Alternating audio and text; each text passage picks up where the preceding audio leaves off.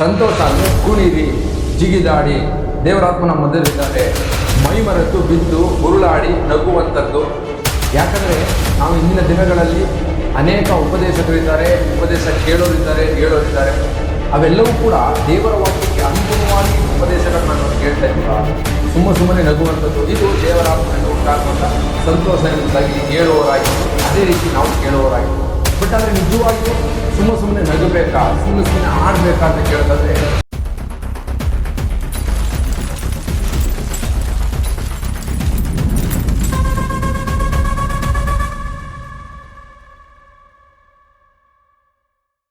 Price Lord brothers and sisters, ಕರ್ತನಾದ ಯೇಸು ಕ್ರಿಸ್ತನ ನಾಮದಲ್ಲಿ ನಿಮ್ಮೆಲ್ಲರನ್ನು ವಂದಿಸುವನಾಗಿದ್ದೇನೆ. ಸತ್ಯವೇದ ವಾಕ್ಯಗಳನ್ನು ವಿಚಾರ ಮಾಡಿ ಆ ವಾಕ್ಯದ ವಿವರಣೆಗಳನ್ನು ತಿಳಿದುಕೊಂಡು ಸತ್ಯದಲ್ಲಿ ನೆಲೆಗೊಳ್ಳೋಣ ಎಂಬುವಂಥ ಕಾರ್ಯಕ್ರಮಕ್ಕೆ ನಾನು ನಿಮ್ಮನ್ನು ಮತ್ತೊಂದು ಆವರ್ತಿ ಆಹ್ವಾನಿಸುವನಾಗಿದ್ದೇನೆ. ಸೊ ಇವತ್ತು ನಾವು ವಾಕ್ಯವನ್ನು ಧ್ಯಾನಿಸೋಣ. ಗಲಾತ್ಯದವರಿಗೆ ಬರೆದ ಪತ್ರಿಕೆ 5ನೇ ಅಧ್ಯಾಯ 22ನೇ ವಚನದಲ್ಲಿ ಬರೆಯಲ್ಪಟ್ಟಿರುವಂಥ ಆತ್ಮನ ಫಲಗಳು, ಅಂದರೆ ದೇವರ ಆತ್ಮನಿಂದ ಉಂಟಾಗುವಂಥ ಫಲಗಳು ಎಂಬಂಥ 9 ಫಲಗಳಲ್ಲಿ ಕಳೆದ ಭಾಗಗಳಲ್ಲಿ ನಾವು ಗಮನಿಸ್ತೋ ಪ್ರೀತಿ ಅಂದರೆ ಏನು, ನಿಜವಾದ ದೇವರ ಪ್ರೀತಿ ಅಂದರೆ ಏನು ಎಂಬುದಾಗಿ ತಿಳ್ಕೊಂಡು, ಈಗ ಈ ಭಾಗದಲ್ಲಿ ಸಂತೋಷ ಅಂದರೆ ಏನು ಎಂಬುದಾಗಿ ತಿಳ್ಕೊಂಡು. ಯಾಕಂದ್ರೆ ನಾವೆಲ್ಲರೂ ಗಲಾತ್ಯದವರಿಗೆ ಬರೆದ ಪತ್ರಿಕೆ 5ನೇ ಅಧ್ಯಾಯ 22ನೇ ವಚನದಲ್ಲಿ ಬರೆಯಲ್ಪಟ್ಟಿರುವಂಥ ಆತ್ಮನ ಫಲಗಳು ಎಂಬುದಾಗಿ ಕೇಳೋದಾದ್ರೆ ನಾವು ಬಾಯಿಪಾಠದಿಂದ ಎಲ್ಲ ವಾಕ್ಯಗಳನ್ನು ಹೇಳುವವರಾಗಿರ್ತೀವಿ ಅಥವಾ ಎಲ್ಲ ಫಲದ ಹೆಸರನ್ನು ಹೇಳುವವರಾಗಿರ್ತೀವಿ. ಆದರೆ ಅದರ ಹಿಂದೆ ಇರುವಂಥ ನಿಜವಾದ ಸತ್ಯ ಏನು, ಆ ಸತ್ಯವನ್ನು ನಾವು ಕೈಗೊಂಡು ನಡೀತಾ ಇದ್ದೀವಾ, ಅದರ ಅರ್ಥ ನಮಗೆ ಗೊತ್ತಾ ಎಂಬುದಾಗಿ ಈಗ ನಾವು ಗಮನಿಸಿ ತಿಳ್ಕೋಣ. ಕಳೆದ ಭಾಗಗಳಲ್ಲಿ ನಾವು ಪ್ರೀತಿ ಬಗ್ಗೆ ತಿಳಿದುಕೊಂಡು ಇವತ್ತು ಸಂತೋಷದ ಬಗ್ಗೆ ತಿಳ್ಕೋಣ. ಅದಕ್ಕಾಗಿ ವಾಕ್ಯ ಗಮನಿಸೋಣ. ಗಲಾತ್ಯದವರಿಗೆ ಬರೆದ ಪತ್ರಿಕೆ 5ನೇ ಅಧ್ಯಾಯ 22ನೇ ವಚನ.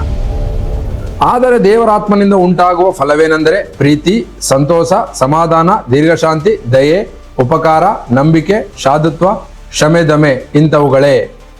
ಆಮೇನ್. ಸೊ ಇಲ್ಲಿ ವಾಕ್ಯ ನಮಗೆ ಸ್ಪಷ್ಟವಾಗಿ ಹೇಳ್ತಾ ಇದೆ ದೇವರಾತ್ಮನಿಂದ ಉಂಟಾಗುವಂಥ ಫಲಗಳು ಎಂಬುದಾಗಿ. ಸೊ ಇದರಲ್ಲಿ ಅನೇಕ ಉಪದೇಶಗಳು ಹೇಗಿವೆ, ನಾವು ಹೇಗೆ ಕೇಳ್ತಾ ಇದ್ದೋ ಅಥವಾ ಹೇಗೆ ಉಪದೇಶ ಮಾಡ್ತಾ ಇದ್ರು ಅಂತ ಕೇಳೋದಾದ್ರೆ, ಸಂತೋಷ ಅಂದ್ರೆ ಕುಣಿರಿ, ಜಿಗಿದಾಡಿ, ದೇವರಾತ್ಮನ ಮಧ್ಯದಲ್ಲಿದ್ದಾರೆ, ಮೈ ಮರೆತು ಬಿದ್ದು ಹುರುಳಾಡಿ ನಗುವಂಥದ್ದು, ಸುಮ್ಮನೆ ನಗುವಂಥದ್ದು, ಇದು ದೇವರಾತ್ಮನಿಂದ ಉಂಟಾಗುವಂಥ ಸಂತೋಷ ಎಂಬುದಾಗಿ ಹೇಳುವವರಾಗಿದ್ರು. ಅದೇ ರೀತಿ ನಾವು ಕೇಳುವವರಾಗಿದ್ದು. ಬಟ್ ಆದ್ರೆ ನಿಜವಾಗಿಯೂ ಸುಮ್ಮನೆ ನಗಬೇಕಾ, ಸುಮ್ಮನೆ ಆಡ್ಬೇಕಾ ಅಂತ ಕೇಳೋದಾದ್ರೆ, ನಿಜವಾಗಿಯೂ ದೇವರಾತ್ಮನಿಂದ ಉಂಟಾಗುವಂಥ ಫಲ, ಆ ಸಂತೋಷ ಹೇಗಿರುತ್ತೆ ವಾಕ್ಯಕ್ಕೆ ಅನುಗುಣವಾಗಿ ಎಂಬುದಾಗಿ ಕೆಲವೊಂದು ವಾಕ್ಯನ ನಾವು ಗಮನಿಸ್ತಾ ಹೋಗೋಣ. ಸೊ ಇನ್ನೊಂದು ವಾಕ್ಯ ಗಮನಿಸೋಣ. ಫಿಲಿಪ್ಪದವರಿಗೆ ಬರೆದ ಪತ್ರಿಕೆ 4ನೇ ಅಧ್ಯಾಯ 4ನೇ ವಚನ. ಯಾವಾಗಲೂ ಕರ್ತನಲ್ಲಿ ಸಂತೋಷಿಸಿರಿ, ಸಂತೋಷ ಪಡಿರಿ ಎಂದು ತಿರುಗಿ ಹೇಳುತ್ತೇನೆ. ಆಮೇನ್. ಇಲ್ಲಿ ವಾಕ್ಯ ನಮ್ಗೆ ಹೇಳುವಂಥದ್ದು ಯಾವಾಗಲೂ ಸಂತೋಷ ಪಡಿರಿ ಅಥವಾ ಯಾವಾಗಲೂ ಸಂತೋಷಿಸಿರಿ ಎಂಬುದಾಗಿ ವಾಕ್ಯ ಬರೆಯಲ್ಪಟ್ಟಿದೆ. ಅಂದ್ರೆ ಯಾವಾಗಲೂ ಸುಮ್ಮನೆ ನಗ್ನಗ್ತಾ ಇರ್ಬೇಕಾ, ಯಾವಾಗಲೂ ಸುಮ್ಮನೆ ನಗ್ನಗ್ತಾ ಬೀಳೋದು, ಹೇಳೋದು, ಉರುಳಾಡೋದು ಈ ರೀತಿ ಮಾಡ್ಬೇಕಾ?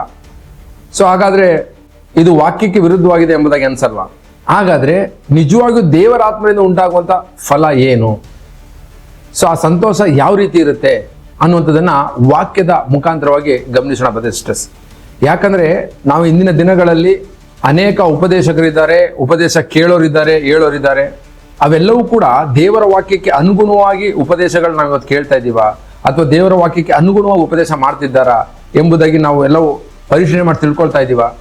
ಒಮ್ಮೆ ನಮ್ಮನ್ನು ನಾವು ವಿವೇಚನೆ ಮಾಡಿ ತಿಳ್ಕೊಬೇಕಾಗುತ್ತೆ ಬ್ರದರ್ಸ್. ಸರಿ, ನಾವು ಮುಖ್ಯವಾದ ವಿಷಯಕ್ಕೆ ಬರೋಣ. ದೇವರಾತ್ಮನಿಂದ ಉಂಟಾಗುವಂತ ಆ ಸಂತೋಷ, ಸೊ ಕರ್ತನಲ್ಲಿ ಸಂತೋಷ ಪಡಿರಿ ಅಂದ್ರೆ ಅರ್ಥ ಏನು? ಈಗ ದೇವರಿಗೂ ಸಂತೋಷ ಆಗ್ಬೇಕು, ನಮಗೂ ಕೂಡ ಸಂತೋಷ ಆಗ್ಬೇಕು. ಇದು ಯಾವಾಗ ಆಗುತ್ತೆ ಅಂತ ನಾವು ಕೇಳೋದಾದ್ರೆ ಅದಕ್ಕೆ ವಾಕ್ಯ ಗಮನಿಸೋಣ. ಜ್ಞಾನೋಕ್ತಿ 11ನೇ ಅಧ್ಯಾಯ 1ನೇ ವಚನ. ಮೋಸದ ತ್ರಾಸು ಯೆಹೋವನಿಗೆ ಅಸಹ್ಯ, ನ್ಯಾಯದ ತೂಕ ಆತನಿಗೆ ಸಂತೋಷ. ಆಮೇನ್. ಈ ವಾಕ್ಯ ನಮ್ಗೆ ಹೇಳುವಂಥದ್ದು ಯೆಹೋವನಿಗೆ ಸಂತೋಷ ಯಾವಾಗ? ನ್ಯಾಯವಾದ ತೂಕ ಆತನಿಗೆ ಸಂತೋಷ ಎಂಬುದಾಗಿ ಬರೆಯಲ್ಪಟ್ಟಿದೆ. ಅಂದ್ರೆ ಯೇಸು ಕ್ರಿಸ್ತನ ಮಕ್ಕಳು ನ್ಯಾಯವಾಗಿ, ನ್ಯಾಯ ರೀತಿಯಿಂದ ಅಥವಾ ಸತ್ಯಕ್ಕೆ ತಕ್ಕ ಹಾಗೆ ಮಾತನಾಡುವಂಥದ್ದು, ಜೀವಿಸುವಂಥದ್ದು, ಉಪದೇಶಿಸುವಂಥದ್ದು ಅಥವಾ ಅವರ ಜೀವಿತವನ್ನು ಕಟ್ಟಿಕೊಳ್ಳುವಂಥದ್ದು, ಮತ್ತೊಬ್ಬರ ಸಹೋದರನ ಹತ್ರ ಅಥವಾ ಸಹೋದರಿ ಹತ್ರ ಸತ್ಯವನ್ನು ಹೇಳುವಂಥದ್ದು, ನ್ಯಾಯವಾಗಿ ಅವರ ಸಂಗಡ ಸಂಭಾಷಣೆ ಮಾಡುವಂಥದ್ದು, ಇದು ದೇವರಿಗೆ ಸಂತೋಷ ಬ್ರದರ್ಸ್. ಸುಮ್ಮನೆ ದೇವರಾತ್ಮ ನಮ್ಮಲ್ಲಿದ್ದಾರೆ, ಕುಣಿದಾಡ್ರಿ, ಬೀಳ್ರಿ, ಏಳ್ರಿ ಅಥವಾ ಸಂತೋಷ ಪಡ್ರಿ, ನಗ್ರಿ ಎಂಬುದಾಗಿ ಅಲ್ಲ. ಸೊ ದೇವರ ವಾಕ್ಯ ಹೇಳ್ತಾ ಇದೆ, ದೇವರಲ್ಲಿ ಸಂತೋಷ ಪಡಿರಿ ಅಥವಾ ದೇವರ ಜೊತೆಯಲ್ಲಿ ಸಂತೋಷ ಪಡಿರಿ ಅಂದ್ರೆ ಕರ್ತನಲ್ಲಿ ಸಂತೋಷ ಪಡ್ರಿ ಅಂದ್ರೆ ನಾವು ನ್ಯಾಯವಾಗಿ ಮಾತನಾಡೋದಾದ್ರೆ, ನೀತಿ ಉಳ್ಳವರಾಗಿ ಜೀವಿಸೋದಾದ್ರೆ, ಸೊ ದೇವ್ರಿಗೂ ಸಂತೋಷ, ನಮಗೂ ಸಂತೋಷ ಬದರ್ಸ್. ಸೊ ಇನ್ನೊಂದು ವಾಕ್ಯ ಗಮನಿಸೋಣ. ದೇವರಿಗೆ ಯಾವಾಗ ಸಂತೋಷ ಆಗುತ್ತೆ, ಹೇಗೆ ನಾವು ಜೀವಿಸಿದ್ರೆ ಸಂತೋಷ ಆಗುತ್ತೆ ಅನ್ನುವಂಥದ್ದು ಗಮನಿಸೋಣ. ಯೆಶಾಯೇಲ 18:23 ವಚನ. ಕರ್ತನಾದ ಯೆಹೋವನು ಇಂತನ್ನುತ್ತಾನೆ, ದುಷ್ಟನ ಸಾವಿನಲ್ಲಿ ನನಗೆ ಲೇಸಾದರೂ ಸಂತೋಷ ಉಂಟೋ, ಅವನು ತನ್ನ ದುರ್ಮಾರ್ಗವನ್ನು ಬಿಟ್ಟು ಬಾಳುವುದೇ ನನಗೆ ಸಂತೋಷ. ಆಮೇನ್. ವಾಕ್ಯನ ಗಮನಿಸಿ ಬ್ರದರ್ಸ್ ಸಿಸ್ಟರ್ಸ್, ದೇವರಿಗೆ ಯಾವಾಗ ಸಂತೋಷ ಆಗುತ್ತೆ? ಒಬ್ಬ ಮನುಷ್ಯನು ತನ್ನ ದುರ್ಮಾರ್ಗವನ್ನು ಬಿಟ್ಟು ಪರಿಶುದ್ಧ ಜೀವಿತವನ್ನು ಜೀವಿಸುವಾಗ ದೇವರಿಗೆ ಸಂತೋಷ ಆಗುತ್ತೆ. ಸೊ ದುಷ್ಟನು ಸಾಯುವಂಥದ್ದು ನನಗೆ ಸಂತೋಷ ಉಂಟೋ ಅಂತ ದೇವರೇ ನಮ್ಮ ಕ್ವಶನ್ ಕೇಳ್ತಾರೆ. ಅಂದ್ರೆ ದೇವರಿಗೆ ಸಂತೋಷ ಆಗ್ಬೇಕು ಅಂದ್ರೆ ನಾವು ಪರಿಶುದ್ಧವಾಗಿ ಜೀವಿಸಬೇಕು. ನಾವು ಸಹೋದರ ಸಹೋದರಿ ಹತ್ರ ಮಾತಾಡುವಾಗ, ಗಂಡ ಹೆಂಡತಿ ಮಾತಾಡುವಾಗ, ತಂದೆ ತಾಯಿಗಳು ಮಾತಾಡುವಾಗ, ಒಂದು ಫ್ಯಾಮಿಲಿಯಲ್ಲಿ, ಒಂದು ಸಭೆಯಲ್ಲಿ ಎಲ್ಲ ಸಮಯದಲ್ಲೂ ನ್ಯಾಯ ರೀತಿಯಾಗಿ ಮಾತನಾಡಿ, ದೇವರ ಆತ್ಮನಿಂದ ಮಾತನಾಡಿ, ಅಂದ್ರೆ ವಾಕ್ಯಕ್ಕೆ ಅನುಗುಣವಾಗಿ ಜೀವಿಸಿ, ವಾಕ್ಯಕ್ಕೆ ಅನುಗುಣವಾಗಿ ಮಾತನಾಡಿ ನಾವು ಸಂತೋಷವುಳ್ಳವರಾಗಿದ್ರೆ ದೇವರು ಕೂಡ ನಮ್ಮನ್ನು ನೋಡಿ ಸಂತೋಷ ಪಡ್ತಾರೆ ಬ್ರದರ್ಸ್ ಸಿಸ್ಟರ್ಸ್. ಇದು ನಿಜವಾದ ದೇವರ ಆತ್ಮನಿಂದ ಉಂಟಾಗುವಂತ ಫಲ. ಇದು ಸಂತೋಷ. ಸುಮ್ಮನೆ ಬಿದ್ದು ಹುರುಳಾಡುವಂಥದ್ದು, ಸುಮ್ಮನೆ ನಗುವಂಥದ್ದು, ಸುಮ್ಮನೆ ಯಾವಾಗಲೂ ನಗ್ತಾನೆ ಇರುವಂಥದ್ದು ಅಲ್ಲ. ಸೊ ನಮ್ಮ ಜೀವಿತದಲ್ಲಿ, ನಮ್ಮ ನಡವಳಿಕೆಯಲ್ಲಿ ಪರಿಶುದ್ಧವಾಗಿ ಜೀವಿಸುವಂಥದ್ದು, ನಮ್ಮ ದುರ್ಮಾರ್ಗತನವನ್ನು ಬಿಟ್ಟು ಕ್ರಿಸ್ತನಲ್ಲಿ ಪರಿಶುದ್ಧವಾಗಿ ಜೀವಿಸುವಂಥದ್ದೇ ಸಂತೋಷ ಎಂಬುದಾಗಿ ಅರ್ಥ. ಆದರೆ ನಮ್ಗಿನ್ನೊಂದು ಪ್ರಶ್ನೆ ಉದ್ಭವಿಸ್ಬೋದು. ಏನಂದ್ರೆ, ಬ್ರದರ್, ನಾವು ಹುಟ್ಟಿದಾಗಿಂದಲೂ ಪಾಪಿಗಳಾಗಿದ್ದೀವಿ, ನಮ್ಗೆ ಎಲ್ಲಿ ಬ್ರದರ್ ನೀತಿನ ಅನುಸರಿಸಿ ನಡೀಲಿಕ್ಕೆ ಸಾಧ್ಯ? ಸೊ ನಾವು ಯಾವಾಗಲೂ ಕೂಡ ಒಂದಲ್ಲ ಒಂದು ರೀತಿಲಿ ತಪ್ತಾ ಇರ್ತೀವಿ, ನಾವು ಪಾಪಿಗಳೇ ಅನ್ನೋ ರೀತಿಯಲ್ಲಿ. ಅದಕ್ಕೆ ವಾಕ್ಯ ಹೇಳುತ್ತೆ, ಹುಟ್ಟಿದಾಗಿಂದ ನಾವು ಪಾಪಿಗಳೇ ಸರಿ, ಆದರೆ ಇನ್ನು ಮುಂದೆ ಆದ್ರೂ ನಾವು ಯಥಾರ್ಥವುಳ್ಳವರಾಗಿ ಜೀವಿಸಬೇಕು ಅಂತ ವಾಕ್ಯ ಗಮನಿಸೋಣ. ಕೀರ್ತನೆ 51ನೇ ಅಧ್ಯಾಯ ವಚನ 5-6. ಹುಟ್ಟಿದ ದಿನದಿಂದ ನಾನು ಪಾಪಿಯೇ, ಮಾತೃಗರ್ಭವನ್ನು ಹೊಂದಿದ ದಿನದಿಂದ ದ್ರೋಹಿಯೇ, ಯಥಾರ್ಥ ಚಿತ್ತವೇ ನಿನಗೆ ಸಂತೋಷ, ಸುಜ್ಞಾನದ ರಹಸ್ಯಗಳನ್ನು ನನಗೆ ತಿಳಿಯಪಡಿಸು. ಆಮೇನ್. ಬ್ರದರ್ ಸಿಸ್ಟರ್ಸ್, ನಾವು ಮಾತ್ರ ಹೇಳುವಂಥದ್ದೆಲ್ಲ ಪಾಪಿಗಳು ಎಂಬುದಾಗಿ ವಚನ ಹೇಳ್ತಾ ಇದೆ. ಕೀರ್ತನೆ ಬರೆದಂತ ದಾವೀದನು ಹೇಳ್ತಿದ್ದಾನೆ, ಹುಟ್ಟಿದ ದಿನದಿಂದಲೂ ಪಾಪಿಯೇ. ಸೊ ನಾವು ಮಾತೃಗರ್ಭದಿಂದಲೂ ನಾವು ದ್ರೋಹಿಗಳಾಗಿದ್ದೀವಿ, ಆದರೆ ದೇವರಿಗೆ ಯಥಾರ್ಥ ಚಿತ್ತದಿಂದ ಜೀವಿಸುವವರಾಗಿರ್ಬೇಕು.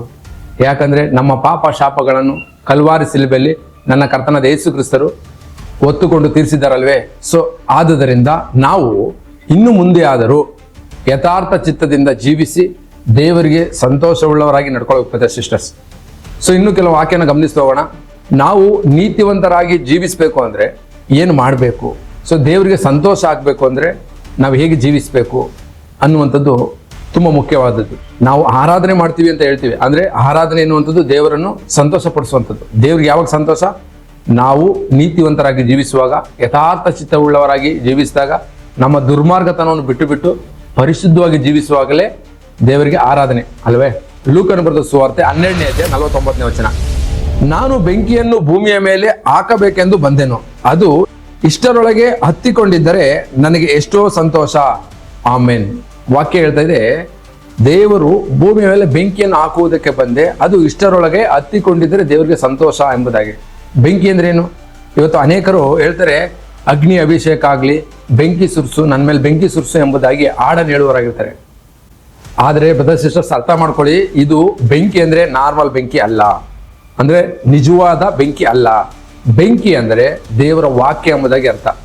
ಎಲ್ಲಿ ಬರೆಯಲ್ಪಟ್ಟಿದೆ ಎಂಬುದಾಗಿ ನೀವು ಕೇಳೋದಾದ್ರೆ, ಯೆರೆಮೀಯ 23ನೇ ಅಧ್ಯಾಯ 39ನೇ ವಚನ ಗಮನಿಸುವಾಗ, ನನ್ನ ವಾಕ್ಯವು ಬೆಂಕಿಗೆ ಸಮಾನವಾಗಿದೆ ಎಂಬುದಾಗಿ ಬರೆಯಲ್ಪಟ್ಟಿದೆ.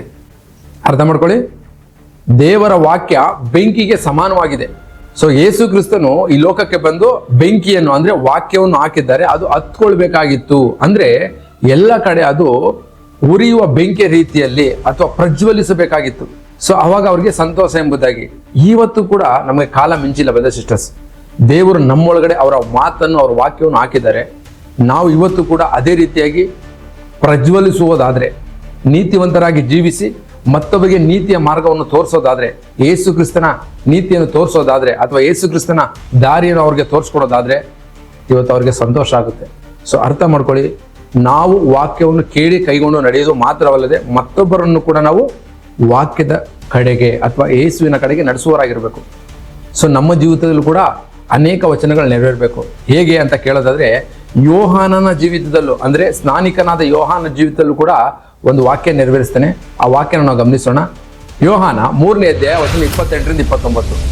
ನಾನು ಕ್ರಿಸ್ತನಲ್ಲ, ಆತನ ಮುಂದೆ ಕಳುಹಿಸಲ್ಪಟ್ಟವನಾಗಿದ್ದೇನೆ ಎಂದು ನಾನು ಹೇಳಿದ್ದಕ್ಕೆ ನೀವೇ ಸಾಕ್ಷಿ. ಮೊದಲಂಗಿತ್ತಿ ಉಳ್ಳವನೇ ಮೊದಲಿಂಗನು, ಆದರೂ ಮೊದಲಿಂಗನ ಗೆಳೆಯನು ಅವನ ಹತ್ತಿರ ನಿಂತುಕೊಂಡು ಅವನ ಮಾತುಗಳನ್ನು ಕೇಳಿ ಮೊದಲಿಂಗನ ಧ್ವನಿಗೆ ಬಹು ಸಂತೋಷ ಪಡುತ್ತಾನಲ್ಲವೇ, ಇದರಂತೆಯೇ ನನಗಿರುವಂತ ಸಂತೋಷ ಅದು ನೆರವೇರಿತು. ಆಮೇನ್.